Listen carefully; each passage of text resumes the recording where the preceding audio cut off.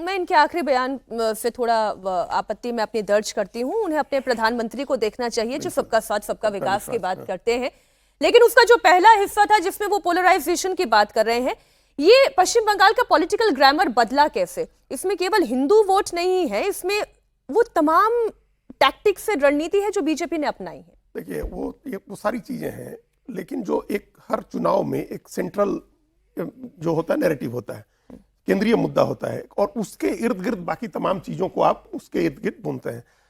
और जब सत्ता बदलती है तो ये किसी छोटे इशू पर सत्ता नहीं बदलती है। और आजकल तो हम लोग एंटी इनकम्बेंसी लगातार देख रहे हैं कि वो कैसे प्रो इनकम्बेंसी हो गई है, और इसका कोई पैमाना नहीं होता, कोई थर्मामीटर नहीं होता है इसमें। अक्षय जी, स्टालिन 5 साल पर ही चले गए, विजयन 10 साल पर गए, ममता बनर्जी 15 साल पर गई, तो बीजेपी 3 साल में असम में है। 10-12 साल के बाद बीजेपी वापस लौटी, 5 साल के बाद रंगास्वामी भी वापस लौटे। तो ये कोई पैमाना नहीं है। योगी आदित्यनाथ 2 बार रिपीट हो गए है, और ये कोई पैमाना नहीं है। इसी पश्चिम बंगाल में 2006 का चुनाव जब लेफ्ट लड़ने गया था तो 30 साल की एंटी इनकम्बेंसी थी, इसके बावजूद उनको सबसे ज्यादा सीटें आई 235। तो ये कोई इसका थर्मामीटर नहीं होता कि कितने साल पर कितनी डिग्री बढ़ जाएगी एंटी इनकम्बेंसी की, वो चीजें रहती हैं। लेकिन उसके जब सत्ता परिवर्तन होता है तो कोई ना कोई एक इमोशनल इशू चाहिए होता है जो इलेक्शन को एंकर करता है। तो इलेक्शन को एंकर करने वाला जो इमोशनल इशू था इस बार पश्चिम बंगाल में, वो हिंदू ध्रुवीकरण का था, राष्ट्रीय सुरक्षा का था, घुसपैठ का था।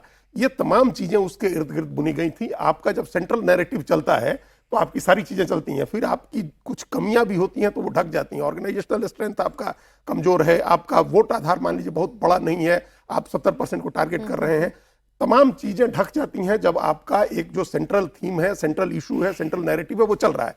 तो हिंदुत्व का मुद्दा जो था वो चला बीजेपी का, वो बीजेपी ये भरोसा दिलाने में कामयाब हो गई हिंदुओं को कि चुनाव के पहले, चुनाव के दौरान, चुनाव के बाद कोई हिंसा नहीं होगी। और इसमें केंद्रीय बलों ने भी बहुत बड़ी भूमिका निभाई, चुनाव आयोग ने बड़ी भूमिका निभाई, और बीजेपी ये भरोसा दिलाने में कामयाब होगी कि हम जीत रहे हैं, हमारे साथ चलिए। एक बात जो हम नतीजे आने से पहले और पोल होने के दौरान भी अमिताभ जी कर रहे थे कि बीजेपी ये जानती है कि 80 सीटों पर तो उनका संगठन है ही नहीं, उनका बूथ मजबूत नहीं है। लड़ाई तो वो 215 सीटों पर ही कर रहे थे। अगर मैं उसको भी आधार मानकर देखूं तो भारतीय जनता पार्टी तो वहां पर आकर खड़ी हो गई। 215 सीटों पर उन्होंने मेहनत की, 200 प्लस सीटें वो 206 सीटें लेकर आ गई है। एसेंशियली क्या है कि ममता बनर्जी की जो स्ट्रेंथ है वो 3M पर टिकी हुई थी, टीएमसी की। हमने काफी बार डिस्कस किया है, ममता मुस्लिम महिला। उसको काउंटर करने के लिए बीजेपी की 3M उन्होंने इजाद करी, मिस गवर्नेंस, दुर्नीति, महिला असुरक्षा और माइनॉरिटी अपीसमेंट। जैसा अजीत भाई साहब कह रहे हैं, बिल्कुल जो माइनॉरिटी अपीसमेंट जो है, एक्सेसिव माइनॉरिटी अपीसमेंट, ये सेंट्रल थीम बन गया और ये रिजल्ट कर गया आपका हिंदू कंसोलिडेशन में। इसी के अंदर सारी बातें आ गई, मिस गवर्नेंस आ गया, महिला सुरक्षा आ गया, करप्शन आ गया, लैक ऑफ डेवलपमेंट आ गए, लैक ऑफ जॉब्स आ गए। सारे मुद्दे जो थे अल्टीमेटली एंटी इनकम्बेंसी जिसकी वजह से थी, ये इस मुद्दे में आकर के केंद्रित हो गए। मुस्लिम अपीसमेंट था अगर मुद्दा, सेंट्रल मुद्दा, तो फिर मुस्लिम वोटों का भी तो बिखराव हुआ। वही बात है।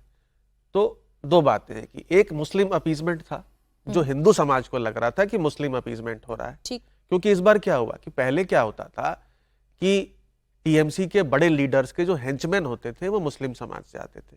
इस बार कैंडिडेट्स बन गए वो, जो ये जहांगीर फाल्टा, हाँ क्या थे ये भाई साहब, करेक्ट।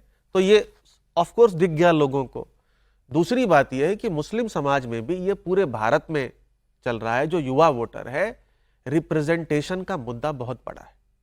अब 30% आबादी है लगभग मुस्लिम समाज की, लेकिन टिकटें कितनी दी? 47। देनी चाहिए तो 100, है ना। तो इसकी वजह से चाहे हुमायूं कबीर हो, चाहे कांग्रेस हो, चाहे लेफ्ट हो, चाहे एएमआईएम तो जीती नहीं है। इन पार्टीज ने इसके ऊपर घेर लिया ममता बनर्जी को कि ममता बनर्जी की पार्टी में सबसे बड़ा मुस्लिम लीडर कौन है, हम लोग नहीं बता पाएंगे, जो इतना पॉलिटिक्स फॉलो करते हैं, है ही नहीं, करेक्ट। तो उसकी वजह से भी थोड़ा एक डिस्कंटेंट था। और वहां पर एक और मुद्दा हुआ, वक्फ बिल जी इंप्लीमेंट हुआ है वेस्ट बंगाल में। ये कोई नहीं कह रहा है, जहां तक आप एक बार इसको चेक भी करिए, मुझे भी किसी ने कहा है, मुझे भी ये नहीं पता।